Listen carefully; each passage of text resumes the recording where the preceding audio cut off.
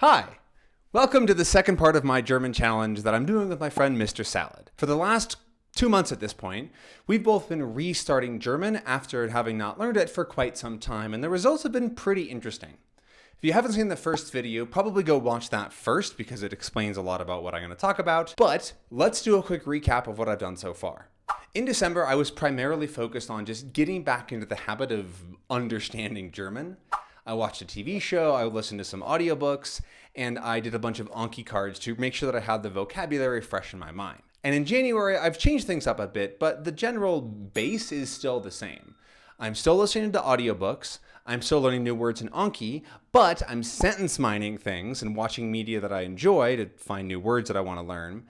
And then I've also started to speak a little bit, which I'll talk about in a second. But I think that's the biggest thing, and probably the biggest thing that I've noticed about learning German is that I'm quite enjoying the media that I'm immersing in. In the last video, I talked about wanting to show who's boss to a show that I failed at watching a while ago. And I watched the first couple episodes totally fine. It was actually quite easy to do with my new immersion learning skills. But I realized that I just wasn't that interested in watching the show, so I just left it. And I feel totally fine about that decision because it means that I get to actually watch things that engage me and that I'm enjoying on YouTube. My experience on YouTube has been pretty interesting, I think, to say the least. Because I've been finding videos that really interest me and that I want to watch, which is not exactly the same thing for my Czech learning. Yes, there are still lots of very good YouTube videos and I still enjoy using the platform with Czech, but the fact that there are like 10 times the number of German speakers means that there's just a wider range of higher quality stuff that I get to immerse in. Plus, my level of German was already quite good, so it feels like I can just jump into the stuff that is really engaging to me from the beginning. And I've also been sentence mining from those videos, which requires subtitles so that you can actually save the things. And since a lot of videos don't have subtitles, I've been using AI tools to generate subtitles for them. And those tools are much better for German because it's a more widely used language on the internet. And so it's just been a really smooth experience. I've really enjoyed sentence mining. Yomitan and ASB Player make it so easy. And so that's definitely been a highlight for me. The other thing I've been doing different in January is actually starting to speak again.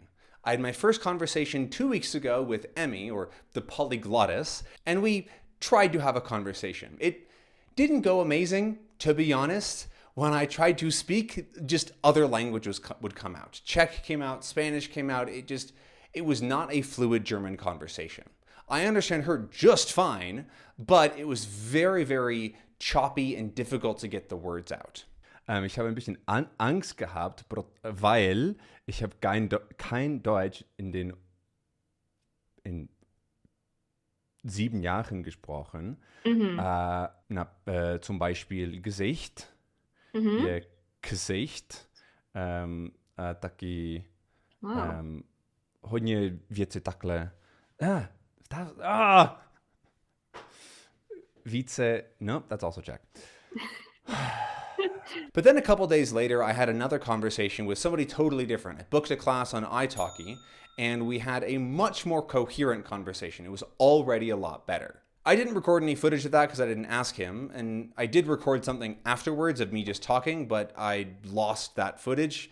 I deleted it on accident, but whatever. And then I went back to talk to Emmy again just a couple days after that, and it was so much better. I've definitely got more Luft nach oben, or room for improvement, but it felt a lot more fluid, and I actually felt like I was having a German conversation. Komisch, das Wort aber, es heißt und so weiter. Jakob, mussten wir erklären, ein bisschen.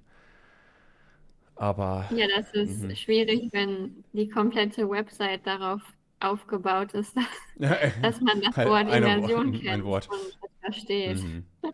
My first conversation was not great, second one was pretty okay, and the third one was actually pretty good. And so if you're also re-picking up a language in the beginning of 2025 like I am, don't worry too much about your abilities coming back. They do come back, and they will come back pretty quickly. However, I haven't really continued to speak German because that's not exactly what I want to do right now. I've been reflecting on this challenge, on my language learning, and thinking about where I want to go into the future. Because for me right now, German is actually not a huge focus. I started to learn it again in December and this January because I wanted to make these videos and do this challenge, but it's not a super duper important language in my life right now. But I'd rather be focusing on Czech and on Spanish because those are the languages that are a bigger part of my life. So I'm probably not going to be speaking very much German at all, maybe a little bit before I go to the Polyglot conference in late May. But right now, it's just not a focus. I might continue to watch YouTube and do some of that, but probably not as much sentence mining as I've been doing in the past couple of weeks, even though it has been pretty fun.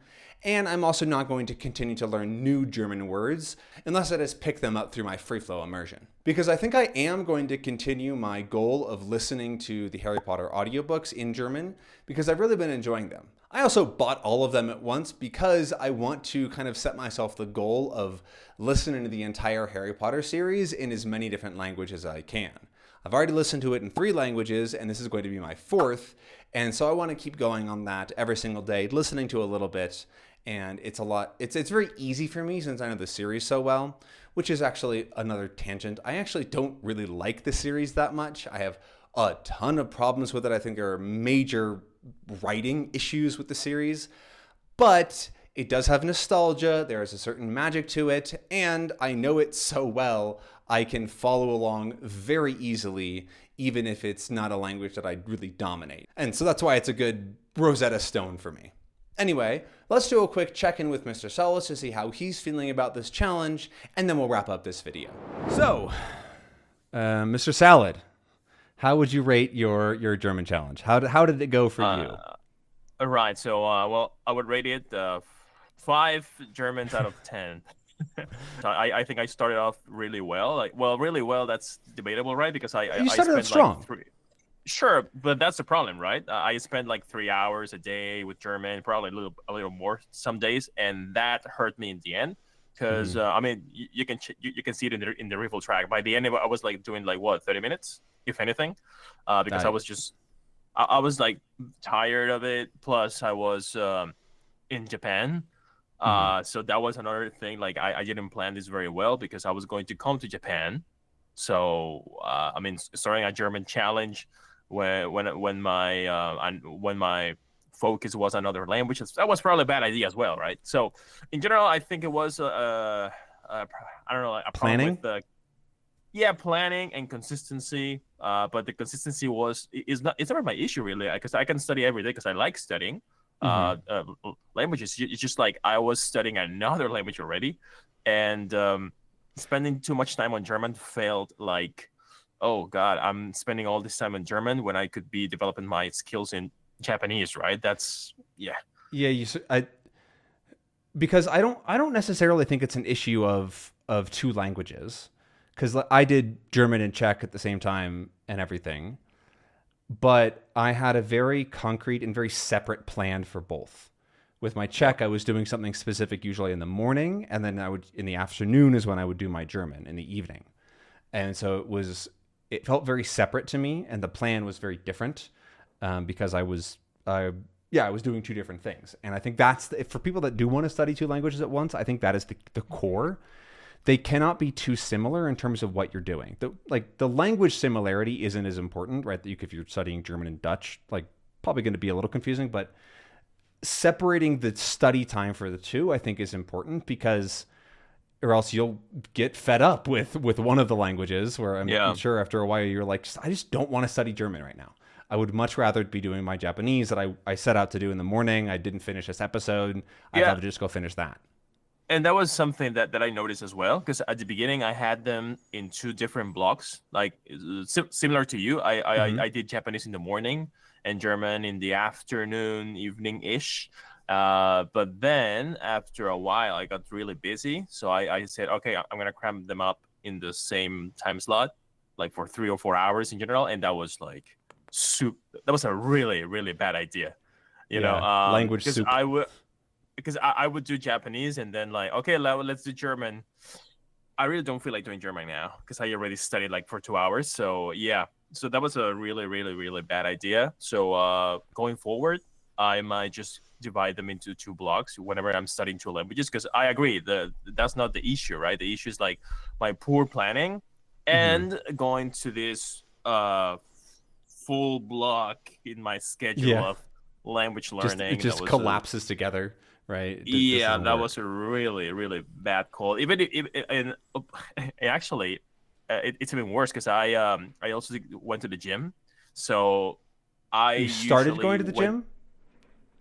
Did you like start going to the gym? You started a new habit, or no? I mean, I was going to the gym, and during my I think I did like 30 minutes in the I forgot the name of this machine where you walk on it. What's the name of it? The treadmill, like the treadmill. There you go. Thank you. Okay. Yeah, probably slipped my mind. So on the treadmill, right? I did like 30 minutes every day. So that's when I did my Anki as well. German. Oh, so you had your German combined with another habit. Yeah. So I mean, it was like I had Japanese, German together plus the gym. That was a really bad combo in my opinion. I might do Anki in the treadmill. I enjoy that because I don't like doing treadmill and I don't like doing Anki very much. But if I combine them, it's like, hey, awesome. You know, I'm being efficient. Two birds with one stone. Awesome. But the rest of it was I think it was too. It felt like a block of 6 hours of me studying because I mean I was at the gym, I was not really studying, but I was listening to something in German or Japanese, and I don't know. Yeah, I think as you said, going forward, I might just separate them in 2 clear blocks and just different stuff for each language as well because I was doing the same thing, Anki immersion, pretty much, right? So yeah. Oh, and I was reading out loud as well. Because your goal still is to do a stream in German, right? Oh yeah, this year. 100%. And so, how do you plan to tackle that? How do you plan to get to the point where you're comfortable doing that and want to do that without having the same thing happen again, where you start strong and then? Yeah, well, the thing I'm doing, like starting like almost after I go back to Mexico, is I'm going to have a clear, a different block for each language. Yeah. But I'm gonna focus more because with Japanese I can already understand a lot of it, and I can speak just well enough to get by. But so I'm gonna focus in the reading aspect of it. Of German and reading, no, or Japanese. Japanese because I cannot read very well, but I'm very fast. I noticed. Being here, so I'm gonna be focusing on reading and reading out loud as well because that will help me, improve the way I talk, basically, because I'll learn more vocabulary and stuff. But for German, I'm gonna focus more on trying to have conversations because I can understand German very well. I was surprised by that actually, but I need to talk more, right, and to talk to people, I think. So I'm gonna be doing a lot more immersion, not so much Anki anymore, and talk to people. Yeah, it sort of sounded like you were missing a decent amount of like the core daily vocabulary, right? Because you barely finished the 1K deck, you said. Correct. Yep. So it also sounds like it'd be very beneficial for you to do some like YouTube watching of like more common stuff. Like so I watched a lot of, I'd say like reports of things of like they weren't like full on like news hour stories, but they were like smaller stories, usually about a specific person or people's experience, and that had a lot of very common words, very colloquial language. Right, like I learned the word. There's a German word for ganas, like the desire to do something, and like that I'd never come across in my sort of formal German learning, but it's fairly common. So things like that are really helpful to find in like YouTube level stuff because it doesn't really come up in like Stranger Things or TV shows. And so that would definitely be a recommendation of mine, is to sentence mine for more vocabulary around daily sort of conversation, and then try to use it and actually have those conversations. Yeah, well, for YouTube, I do watch YouTube in German, but I should watch more YouTube in German. But what I watched was like I like some games, right? And I watched some people talking about those games. Or like a review of those games in that language, in German. So that was interesting because it was like a different thing, right? And it felt more like, I mean, they're talking about a game, but they're talking about their plans with the game or their streams or whatever, right? So that's it's fairly colloquial. So that was interesting. But I should probably start mine in German because I think I understand a lot of it now. But yeah, It's also I'm it's easy. The tools have yeah. come really far. All I did is I set up ASB Player, Yomi-Tan for German, and connected it to Anki, which I could do if you give me a fresh computer. I could do that in probably 10 minutes right Yeah. now. It's really I, easy to I set up, and then it works great. yeah, I actually made like 2 years ago. I made a tutorial on Yomi-chan for Japanese, but it's the same thing for German, I guess. It's So, even easier now, like because yeah. Yomi-Chan is now Yomi-Tan. Oh yeah, I and noticed. Yeah. they've been improving it. So now when you open Yomi-Tan and like you select the language, you can just click like get the recommended dictionaries, please, and it just gets them. Like you don't have to go find the dictionary and upload it like you did for a long time. Yeah. And like to put in some codes and stuff. I remember that as well with Yomi-chan. Yeah. You still have to tell it like how to connect to Anki, but that's like it's not that bad. Okay. And so it's very easy. Like I enjoyed sentence mining in German because it was so easy to set up, right? When I originally set up sentence mining in Spanish, it was a pain in the ass. And for Czech, there's still a bunch of stuff like it's mostly about it parsing, so it just can't tell that this word is actually just this word in the dictionary. So I have to like manually go in and change things, so it's just annoying. But with German, it's just so nice. I feel pretty good about all the German that I did. I am happy with my level and what I remembered and what I got back and what I was doing. But I'm going to put it to the side for now. I want to focus on Czech, especially because I'm going to be going to the Czech Republic. And so I really want to put that time into focusing on my Czech, not doing the easy stuff. I just talked about this in my recent Czech video because I was sort of getting really comfortable with my Czech and not really pushing myself to get better every day. So I've started doing the hard stuff again. But I am still listening to audiobooks in German because I enjoy them and doing my Anki reviews because it's like 2 minutes of my day. So yeah, well, thank you very much for doing this challenge with me. I think it was interesting. I think we learned some things. You want to I learned say a anything lot else? from it, by the way, I should say. Good. Yeah. And I learned a lot about myself as well, interestingly enough. That's good. There's always room to improve. It's always room to grow and understand more about your learning preferences, how you learn. And that's a big reason why we recommend the app, right? I've been opening it a couple times here, but it's just like being able to see numbers and things about your learning more objectively is very illuminating. We've had a lot of clients come through our coaching program, which we aren't doing right now, but we had a lot of people come through and we'd basically force them to, we basically forced them to track their time. A lot of people would kind of push back against it. They're like, I don't want to track my time. This isn't for me. And then they tried it and they saw what they were actually, how they were learning and all these things. They go, oh, this is game changing. This is incredible. Because at the beginning, it's kind of annoying to learn how to do. But then 2 weeks later, you go, oh, I'm spending 60% of my time on free flow, low attention listening, and I'm not really learning anything. And another 20% of my time on Anki. So only 20% of my time is actually spent, well, I should probably improve that, or I can improve that. Or also seeing your days where it's like, I thought this week went really good, but looking back at it, I had 4 days where I studied for 15 minutes. I didn't realize that. So there's a lot of things you can learn about yourself. And so the app is still available to download. Click the link in the description and start tracking today. We're already making improvements.